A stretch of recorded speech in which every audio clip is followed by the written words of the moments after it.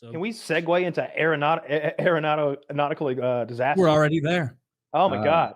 When that plane that crashed in Jersey, I think it was like a life flight plane or something like that. It must have been full of fuel. Was it Jersey or Philly? I thought it was Jersey. You might be right. Which it one? was The helicopter one or the other second one? The jet. It was Philly. Oh, my bad. For some reason, I've been hearing Jersey this whole time. So the one that's like seen on.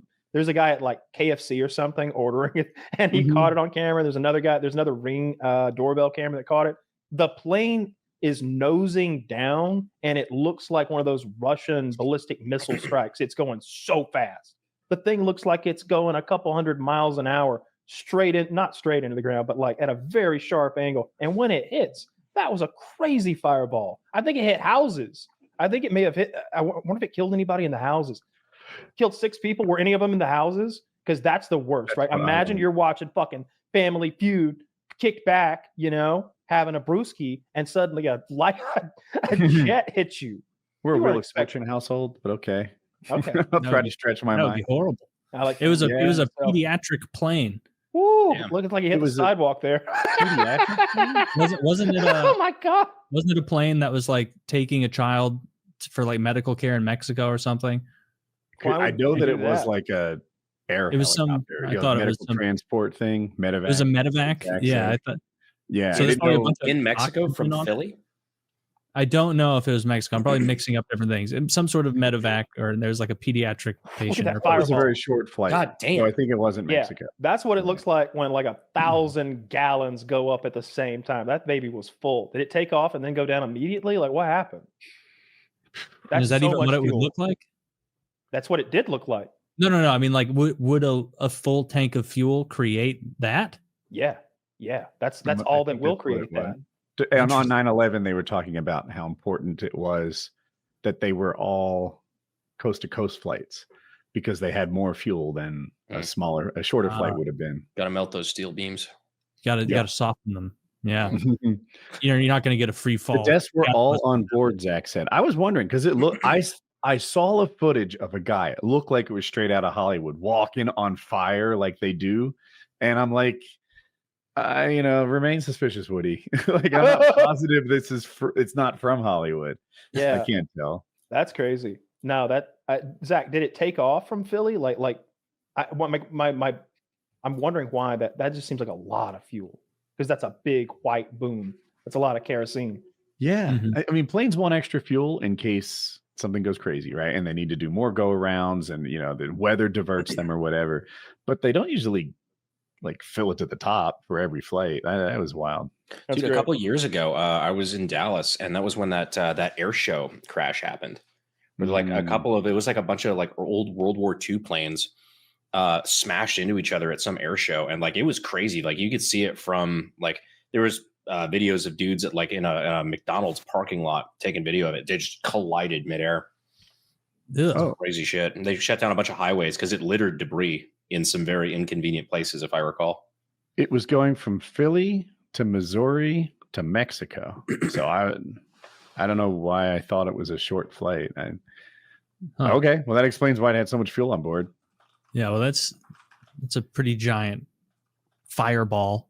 What was it? It was a life flight. It was definitely a medevac flight. Yeah. I was like, would there be a bunch? Oh yeah. I mean, would there be a ton of oxygen on that flight? I wouldn't imagine enough to make a fireball or like a bigger fireball than jet fuel. I don't know. I know. I'm not saying I don't know, as in I doubt it, Kyle. I'm saying I'm trying to think of a reason because that boomed so big. That looks like a cinematic crash. Well, we can figure it out real quick. What kind of plane was it, and how much fuel can they carry? That looks to me like 1,000 fucking gallons of shit. We don't do facts here. No, doing real science. Best guess, we go, and then that's stats. Is it true? Look, play the air show crash. Okay. Look at this. Play the air show crash. This is what Brandon's talking about. Look at this. I remember this happened. This is crazy. This is the one. My God, is that the Nazis? Oh no. Cut his tail off. Cut his tail off. All right, Zach. See, that boom is similar to what we just saw. Oh my God. and that was like a B-52 or something. Oh, Was it? I don't know.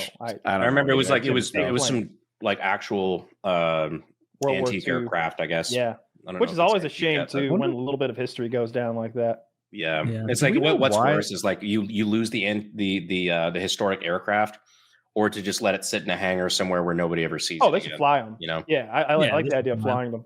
But what we need to be careful though, because what if, kind of like the moon landing, we lose the ability and the technology to make those old planes?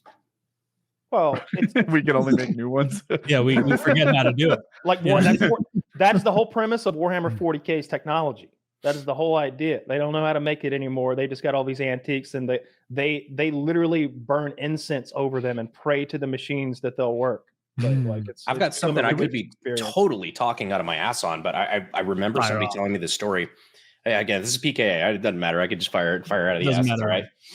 But it was something about the SR-71, where it was like revolutionary technology, like the spy plane back in the day, where they were using a bunch of titanium, and we had to buy it from Russia, I believe, under like shell corporations, because we couldn't let them know we were building fucking secret spy aircraft and shit with it.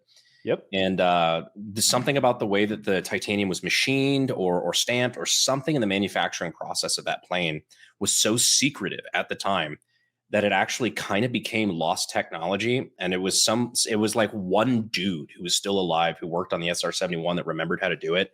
And he could basically like name his fucking price. If you wanted to, like, if you wanted to do something along those lines, they like came to him and he was like, yeah, I also want $20 million and I want you to give me one, you know, like that sort of thing. And I don't remember how that worked out, but somebody told me that story at one point. I thought it was interesting as shit, how something can actually, like a real tangible recent example of manufacturing process. If I recall, they came to a more reasonable agreement after the third fingernail. Where it was like, all right, I'll make you the fucking plane. I'm sorry. Those planes are fucking cool. When they're up to speed, the airspeed is heating the outside of the plane so much that the outside of the plane is built not to fit at ground level. It's only when it's heated and it swells that the plane is capable of its maximum aerodynamics. Skunk Works is so fucking cool, man. But if they made them if they made the fuel tight on the ground, then it would be a problem in the air when everything expands. So on the ground, they're like known to be leaky, and then they're fine at speed. Sure. Yeah, I don't know much about that stuff, but I have been watching this YouTuber who they fly old MiGs and stuff, and he's like, every time you go to the MiG, underneath it, just hydraulic fluid and oils and all grease. And you go under an American aircraft, nothing, but you get in that piece of machinery, it'd work. And he's like going up, like looking inside the MiG, and him explaining how different it is from the American aircraft was really interesting. I wonder if the Americans give them too much credit, though.